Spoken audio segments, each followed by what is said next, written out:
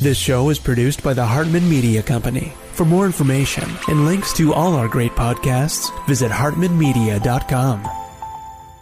Hey, buddy, just wanted to say thanks again for the awesome job you did Friday morning. That was great. Just started out our day perfectly and put a cap on our event. I just thought it was awesome, man. You did a great job. But even more than that, just appreciate your spirit in the room, man. Seemed like you're just more alive and just more enthusiastic than ever about things you're working on and things the family's doing. So I just want you to know I appreciate you, man. Travel safe.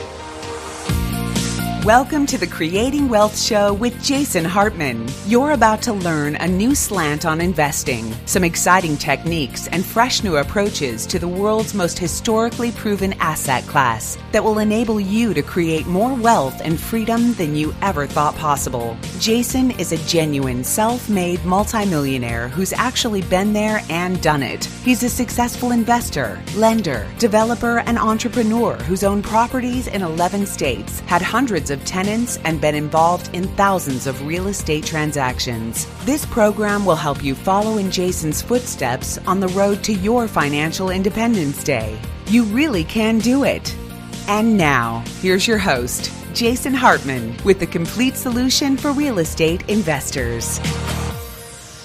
Welcome to episode 2021, and thank you for joining me today.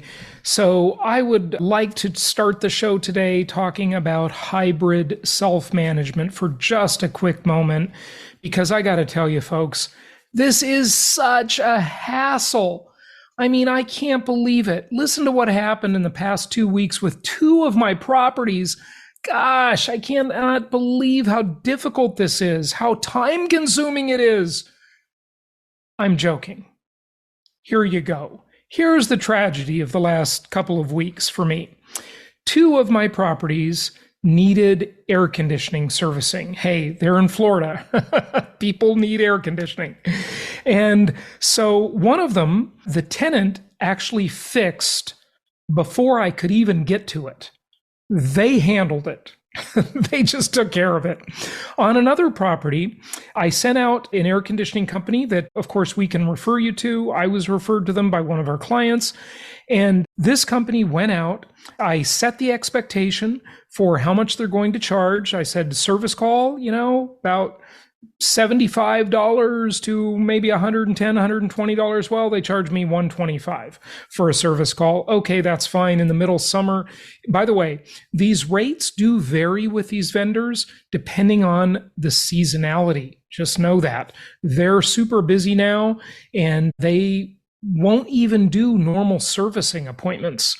They will just do repair calls this time of year, which is understandable. Okay, so anyway, they go out, they fix the unit, the tenant's super happy, sends me a message, no problem at all. Turned out the unit needed some cleaning and a new capacitor. It was $250. Now, keep in mind, if I had a property manager, I would have had zero control over this. This whole problem cumulatively with both of these air conditioners maybe took me 15 minutes. Well, maybe it was 20 minutes between a couple of emails, messages back and forth, calling the air conditioning company myself because the tenant said they wanted to hear from me before they went out. Gave them a quick phone call. That was easy enough. Talked to them in real time. That's it. 15, 20, we'll call it 20 minutes. And now I got to click on the link they sent me to pay the bill with my credit card. Okay, that's probably going to take 45 seconds. Okay, so 20 minutes and 45 seconds to solve this disastrous problem. Yeah, I know. Self-management, hybrid self-management, it's such a hassle, folks. Now, keep in mind, on both of these properties, I will probably not hear from either of these tenants for another 6 months. This one scummy property manager was listening to the show. Maybe he's listening now. Hi, how are you? And he wrote a review saying that my whole view of self-management was, ridiculous. And I have dozens of assistants helping me with all of this. No, I did all of this myself. I didn't delegate it to anybody. It took me a whopping 15 to 20 minutes. Well, actually, if we're being honest, 20 minutes and 45 seconds. because I haven't spent the last 45 seconds yet because I didn't pay the bill yet. So I'm going to have to click on the link. I'm going to have to pay the bill 45 seconds. How fast do you think I can do it? Maybe I can do it in 30 seconds. All right. So there you go. Hybrid self-management. Yeah, it's so difficult. Get the violin out. Oh my gosh, it's just so difficult. It's so easy, folks. It's easy. Remember, this is not self-management. The program we recommend is hybrid self-management. And that's what our monthly Empowered Investor Pro can help you do. It's what our mentoring program can help you do. Or you can just do it yourself. Listen to the show, get some tips here, and don't join any of our programs, okay? Just hybrid self-management. It's a great alternative. And it's not just the management fees you'll save, because a lot of people say, well, I only pay my manager $120 a month in terms of their fee. Not true, folks. You're paying a lot more than that because you are paying with bad tenant screening. You can screen your tenants better than they can, and you're going to do it in a hybrid fashion with a local market specialist that's going to help you, or a la carte property manager, or whatever. That's what we teach. That's what we help you with. And so you're going to get better tenants. You're going to get tenants that are happier and they stay longer. So you have fewer tenant turns over time. And you are going to not see markups in the repair bills. You're not going to see dishonesty in the repair bills. Of course, the vendor can be dishonest with you, right? But at least you'll have some sense of that and some control over it. And you're going to have a tenant that demands dramatically less of you than they do of some amorphous property management company. Because with self-management or hybrid self-management, they have the pressure, the social pressure of that relationship with you. And so this is a much better way to go, folks. Again, I really recommend that you at least join Empowered Investor Pro. It's cheap. We have monthly Zoom meetings where I coach you on all of this stuff. We bring in experts that'll help you with all of this stuff. But hey, you don't even have to do that. Just give it a try. Now, you got to be experienced. Don't do this if you're totally brand new, right? If it's your first investment property, your first rental property, I recommend that you have a property manager, one of the property managers we will refer you to that we vet and recommend that have relationships, and see how it goes. Get the lay of the land, get the feel of it, and then graduate to hybrid self-management. All right, enough on that. I had to tell you about my massively stressful, super time-consuming, awful experience with hybrid self-management. 20 minutes and 45 seconds over the last couple of weeks, and I bet I will not hear from these tenants again for 6 more months. So maybe 40 minutes a year. And this is 2 properties, not 1 property. This is 2 of them. So there you go. All right. So we are in a housing affordability crisis. As interest rates have gone up, with the prior appreciation that we had built into the market that happened during the COVID era, where everybody thought the market was going to crash, except yours truly, we have an affordability crisis. Or do we? That's a good question. Now, the clickbait headlines and the liars and the cheaters out there who will deceive you would tell you that there is an affordability crisis. And that's not completely untrue. Compared to what is the proper question? So compared to where we were over the last couple of years, yeah, we have an affordability crisis. Because everybody's expectations got so out of whack. They became so used to the lowest interest rates in 5,000 years, and they became used to low housing prices before the run-up, and now we have high prices and higher interest rates. Now keep in mind, compared to what? When I got into the business, when I was a young kid at 19 years old, interest rates were 14%. That was what a mortgage cost. And I remember when rates went down to 13%, 12.5%. I mean, people were jumping for joy. They couldn't believe how low interest rates were. I mean, it was phenomenal. They were rushing to buy every property they possibly could. That was the start of my career. Really, I really didn't see too much of that 14% era. I really, sort of hit the stride in that 12% range. And I remember after that, I bought, I think it was my third property, and I was getting rates of like 9, 10, 10.5%. I don't know. I think I've kept those files from those old property purchases just because I thought they might be useful to use on the show here, just to illustrate to you what that was like and look at like median income back then and a real case scenario of mortgage payments, rather than just looking at indices and historical charts and so forth, which are good. But sometimes it's good to just look at like real world experience, right? So the housing affordability crisis and the compared to what question, life's most important question, compared to what, right? Okay, let's talk about that. So median income earners can only afford 25% of the current listings for all properties on the market. Now, remember, these are national, so they include linear markets, cyclical markets, and hybrid markets. And of course, those cyclical markets are the ones facing the downturn, but even they are faring surprisingly well and being surprisingly resilient during this historic time of massive interest rate increases. Okay, a new report finds that even with existing inventory levels, and there is a shortage, right?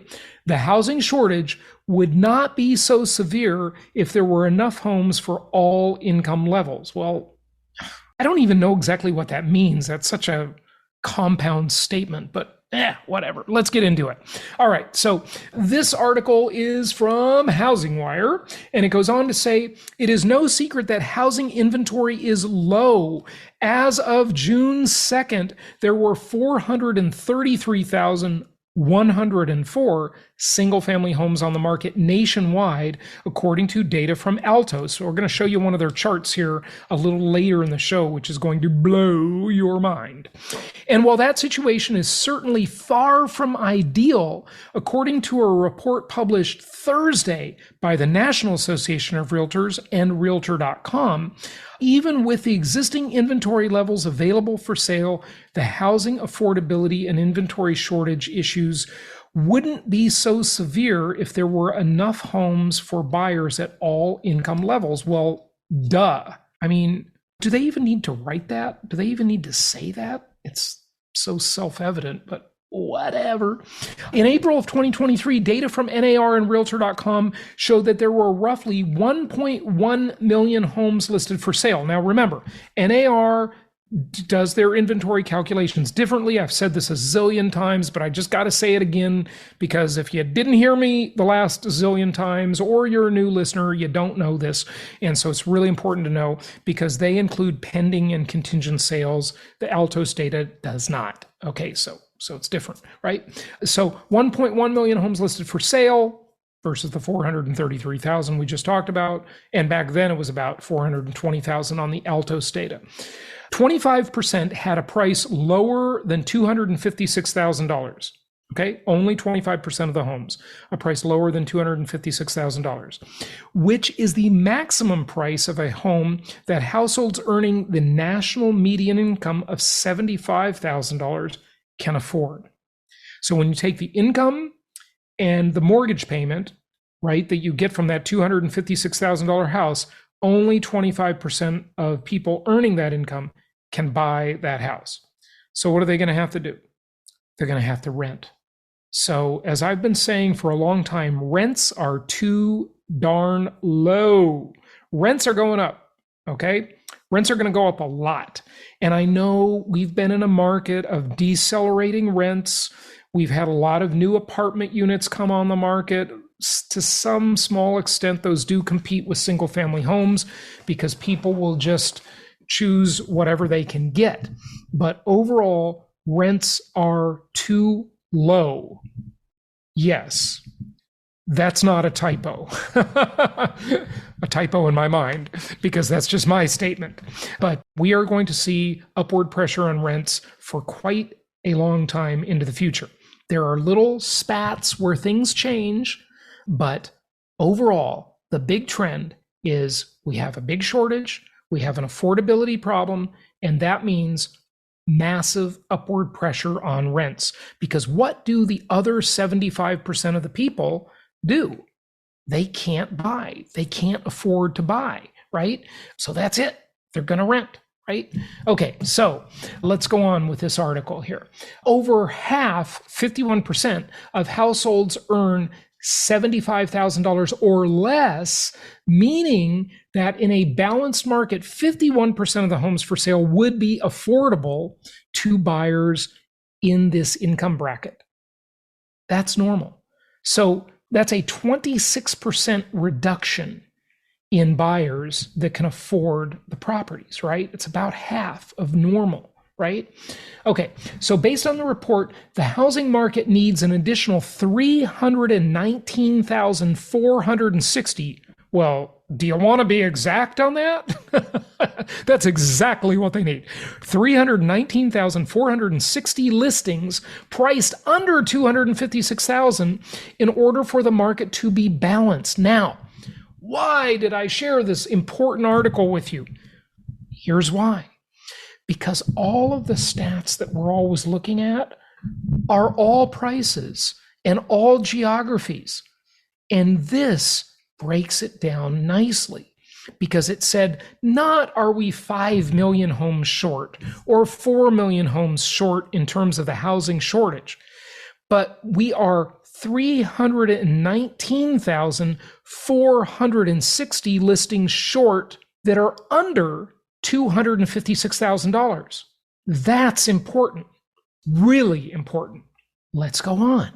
The U.S. needs to add at least 2 homes that are affordable for middle income buyers up to $256,000 for every home that is listed above $680,000. Hear that again. The U.S. needs to add at least 2 homes that are affordable for middle income buyers, and that means a home that's up to, ideally less than, but up to $256,000, and that's at current mortgage rates. So if rates rise, that price goes down. If rates go up, and I don't have a calculator with me, but remember, 1% in interest rate equals about 10% in price. So if Jerome Powell doesn't get his head out of the sand, okay, and he keeps raising rates, right, then basically 1% means that house needs to be now about $225,000, right? So you see how that dynamic works. We need 2 of those for every one that's listed above $680,000. As income levels increase, however, the disparity decreases between current inventory and the inventory needed for a balanced market. Well, yeah, sure, incomes increase, but what about inflation? Don't forget about inflation. We're going to have more inflation in there. And remember, the inflation doesn't just affect the house, right? The house price inflates, sure, but it also attacks the budget of every household because they have to pay more for everything else they are spending on, not just their house. For example, buyers earning $250,000 can currently afford to buy 85% of the listings. Okay, so if you're earning $250,000, you can afford 85% of all the properties listed for sale. But the question is, compared to what? In a balanced market, you could afford 93% of the listings.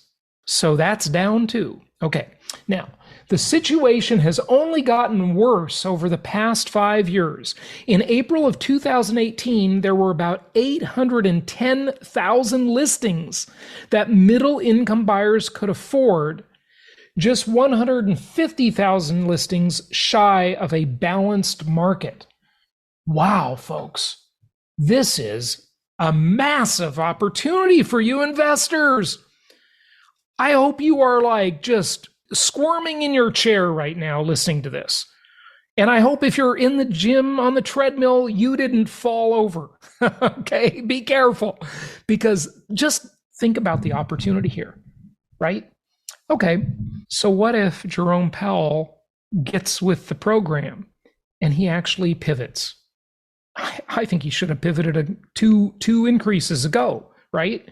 But say he does, say rates go down, then these affordability numbers are going to get a lot better, right? Okay, then that's just going to push upward pressure on prices. The only cures to the problem are build a lot more houses that are cheap, under $256,000. And guess what? How many builders are building houses in that price range? Almost zero. We have them. Just go to jasonhartman.com, click on the properties page, and you will see some of them. But call our investment counselors, have an investment counseling session where we can help you, because these houses, a lot of them, they don't even appear on the market, right? You got to be ready to pull the trigger, because there are so few of these properties that are affordable. Well, say he reverses course, then it's just going to push upward pressure on prices. So rents, prices, whatever, you make money either way. That's my 3 dimensions of real estate teaching. And you can go to jasonhartman.com, search 3 dimensions of real estate on the search bar there, and find the old episodes on that topic, because it's a really important topic to understand. Okay, going on. El Paso, Texas, Boise City, Idaho, Spokane, Washington, Cape Coral, Florida, Lakeland, Florida, round out the top 5 metropolitan areas with the largest supply shortage of homes with a price lower than $260,000.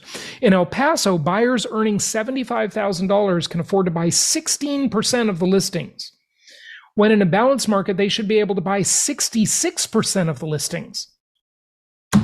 Oh my God. What an opportunity for landlords. These people need properties to rent. They cannot afford to buy. Wow, that's just amazing. In Akron, Ohio, where 61% of the listings are affordable and 58% are needed for balance. Toledo, Ohio, where 61% of listings are affordable and 60% are needed for balance. Cleveland, Ohio, where 59% of the listings are affordable and 58% are needed for balance. And Syracuse, New York, where 54% of the listings are affordable and 55% are needed for balance, round out the top 5. So these markets are not so savagely unhealthy for home buyers, okay? But the other markets are, right? This is the flip side of the spectrum. I skipped here, by the way. I probably should have just highlighted that other paragraph that says that's the flip side of the equation from the El Paso, the Spokane, the Boise, the Cape Coral, and the Lakeland, Florida markets, right? Which, by the way, we have properties in those markets where people need to rent. Okay, so check that out. All right. Anyway, I hope this was really interesting, okay? This just shows you just what a savage bind the housing market is, okay? Build more homes, decrease the population, folks. That's it, okay? The lefties want to decrease the population. By the way, thank you for all the great feedback on my last episode about population collapse and the absolute disaster that we are facing. But don't worry about that until about 2048. So you got time. There will be a few decades where we can make some money in here in between that, or 2.5 decades, okay? And then even in 2048, folks, we're into thinking ahead on this show. Advanced planning, okay? Even then, there will still be opportunities as the great unwinding occurs. And remember, a lot of the housing stock that we have today will become obsolete. It will just be old and, fall to the ground. One thing we know for sure is that people will still have about 3 years left on their ultra cheap mortgages in 2048. Just remember that, because those don't come due until 2051. Those incredibly cheap mortgages, 25% of those below 3%, 65% of them at or below 4%. So, boy, that portends a shortage for a long time, because those people ain't going to sell their houses if they can, right? Unless rates go down a whole bunch to get near the strike point of those current existing mortgages that they have, or some unforeseeable change happens in the market, like a massive supply increase or a massive population reduction. That's what has to happen. And hopefully it's not going to be a population reduction, because then the wacko elites will have won. So let's not let them win. Go have some babies. All right. So First American publishes my second favorite housing index. That's the Real Home Price Index, the RHPI. And I thought this was interesting from them because it just highlighted a few things that were interesting. Whether we're debating whether affordability is higher or lower, and we're trying to answer life's most important question, which is compared to what? Okay, compared to what? So a couple highlights from this report. Real house prices decreased 1.8% between March of 2023 and April of 2024.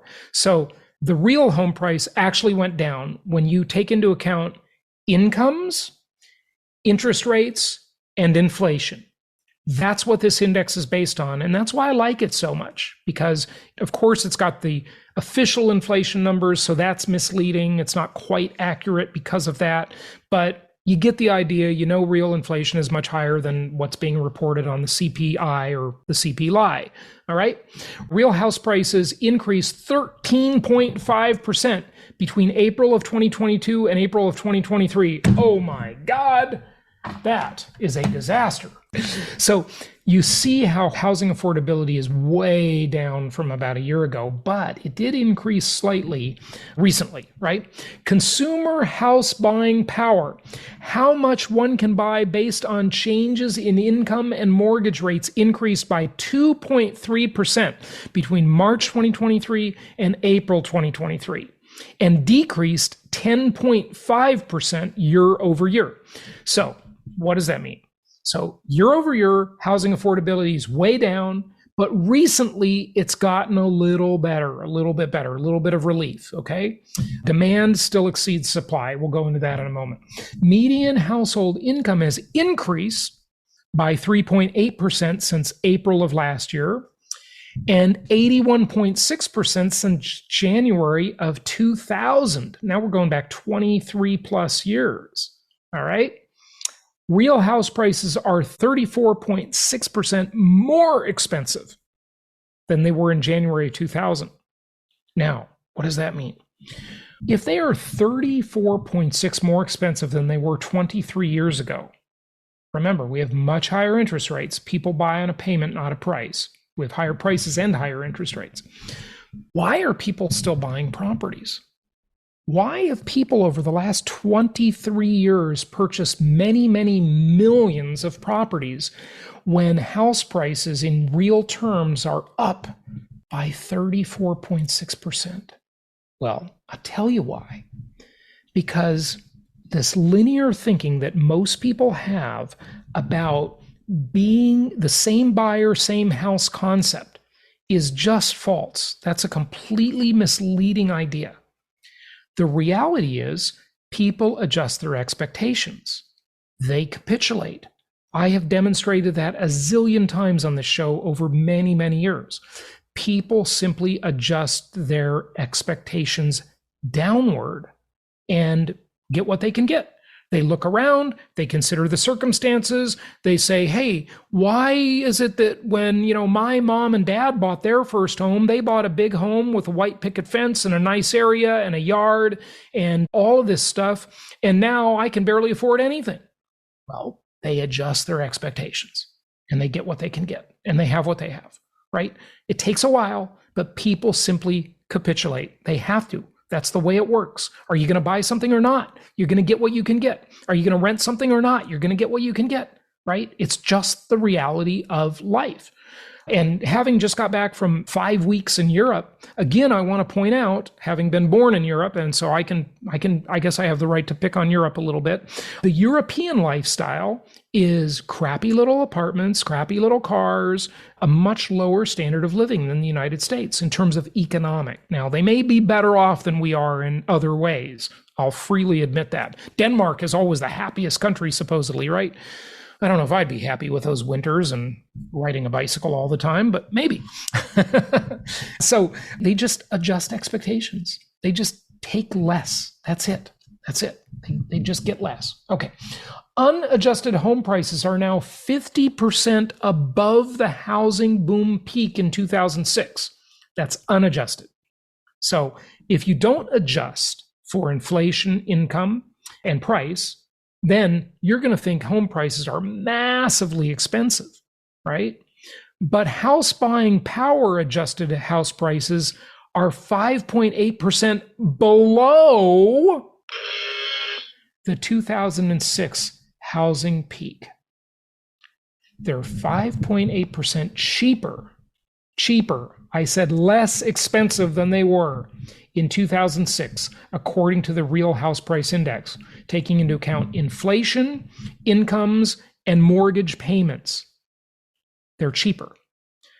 So if you listen to the linear thinking clickbait people who tell you housing is so much more expensive, they're simply wrong. They're not looking at the whole picture. So just understand you got to peel back the layers of the onion. Okay, I do want to remind you that we offer the complete solution for real estate investors. Investor education and consultation with our investment counselors one-on-one, financial analysis and leverage, acquisition and allocation of your portfolio, whether it be one house or 100 houses or more than 100 houses, we can help you. Maintenance management and monitoring of your properties, your portfolio, for the overall goal of wealth accumulation and preservation.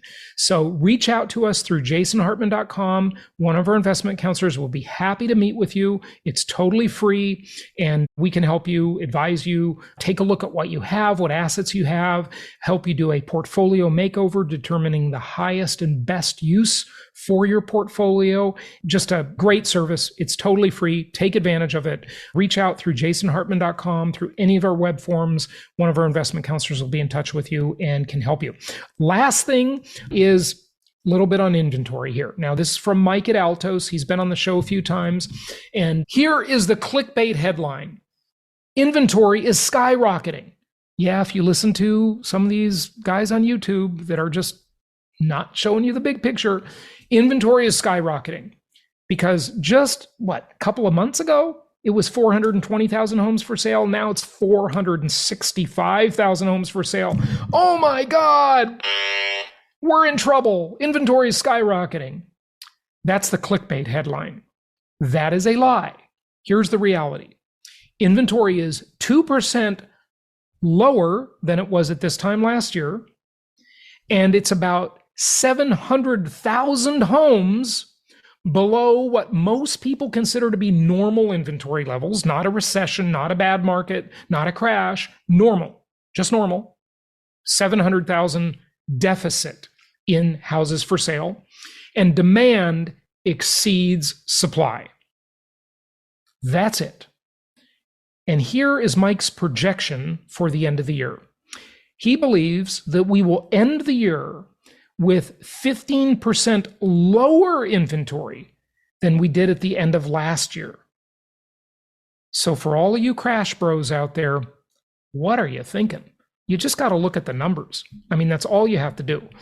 And I love Julian with his idiotic comments on my YouTube channel. By the way, I got to thank that guy because he's constantly trolling me and it just helps the algorithm. So keep up your trolling and keep embarrassing yourself with your dumb comments. Oh gosh, this is a fun game, folks.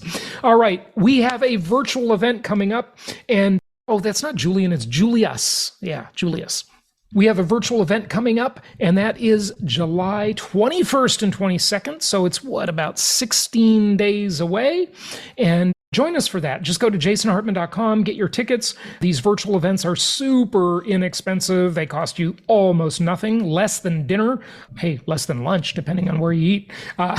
Less than breakfast for some of you. So join us for that. This is a virtual event. It'll start on Friday evening, 7 to 9 p.m. approximately Eastern time. And then we will go Saturday from 11 to 4 Eastern. And these are great virtual events. You just jump on Zoom with us. They're small events. You can always always get questions answered. We might even do some breakout rooms with our investment counselors. It's just really great to do these virtual events. And we are going to have that coming up. Go to jasonhartman.com, get your tickets. And thank you so much for joining me today. And until Friday's episode, happy investing. Thank you so much for listening. Please be sure to subscribe so that you don't miss any episodes. Be sure to check out the show's specific website and our general website, hartmanmedia.com, for appropriate disclaimers and terms of service. Remember that guest opinions are their own, and if you require specific legal or tax advice or advice in any other specialized area, please consult an appropriate professional. And we also very much appreciate you reviewing the show. Please go to iTunes or Stitcher Radio or whatever platform you're using and write a review for the show. We would very much appreciate that. And be sure to make it official and subscribe so you do not miss any episodes. We look forward to seeing you on the next episode.